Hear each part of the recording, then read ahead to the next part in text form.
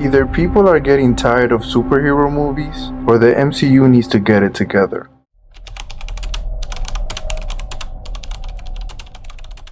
For the past decade, Marvel's cinematic universe has taken over Hollywood and the world. The studio has managed to make billions at the box office, becoming one of the most expensive film studios ever. As of now, the studio has 10 films in the billion-dollar club. For so long, the studio felt like it had a formula, and the formula was working. But with superhero films and TV series being so successful for so long, have we reached the tip of the iceberg? The sequel to 2019's Captain Marvel, The Marvels, released on November 10th, 2023, had the lowest opening weekend the MCU has ever seen. And for its second weekend, it got even worse, with almost an 80% drop from its first weekend. Not good news. The Marvels went on to become Marvel's lowest grossing film of all time. At this phase of the MCU, the studio has seemed to slowly die down from its consistency in delivering quality content. So far this year, the studio has released 3 films, 2 of which have performed lower than expected. The third installment of the Ant-Man franchise was released on February 17, 2023. Domestically, the film brought in $106 million for its opening weekend.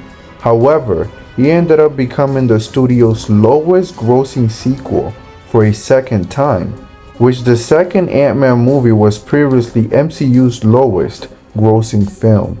The box office is not the only place the MCU has been catching owls. The third Ant-Man movie scored the lowest rating for the studio. On Disney+, the Marvel shows Secret Invasion and She-Hulk have gotten the worst Rotten Tomatoes scores for the studio, with Secret Invasion having the worst rated episodes as well.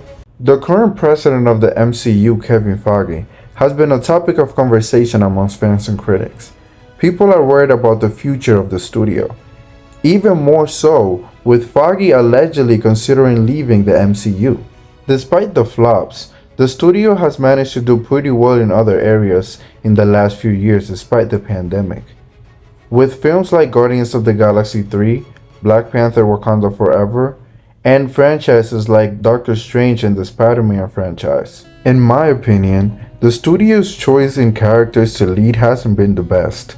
I don't know why Ant-Man got a third movie, considering how low the previous 2 movies have performed. I also don't understand why Captain Marvel got a movie, considering she wasn't in the movies prior, and we have grown to love and grow fond of those characters that were in the previous Avenger movies, and they didn't get to get their own movie, but for some reason Captain Marvel did. And let's be real, the reason why Captain Marvel did so well was because it came out in between Endgame and Infinity War. Other than that, I think that movie would have performed exactly like this one. Comment down below your favorite MCU movie, and let us know what you think is going to be the future of the MCU. I just want to say thank you for your time and support. Like, comment, and subscribe, and have a great day.